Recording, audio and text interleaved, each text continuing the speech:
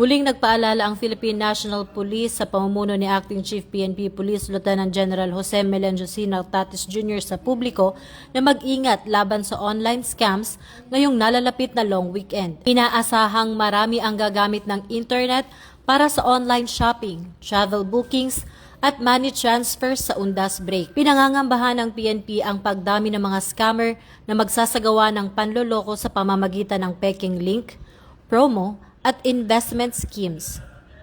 Hinihikayat ni Police Lieutenant General Nartates ang lahat na maging mapanuri. Tinitiyak din ng PNP na patuloy ang pagbabantay ng kanilang anti-cybercrime group at mga regional cyber units para agarang makaresponde sa anumang reklamo. Upang maiwasan ang panloloko, nagbigay ng mahalagang paalala ang PNP.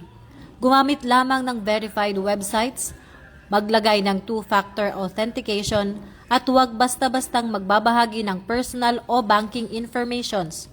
Kung may kahinahinalang transaksyon o account, agad itong i-report sa pinakamalapit na estasyon ng pulisya o sa official social media channels ng PNP.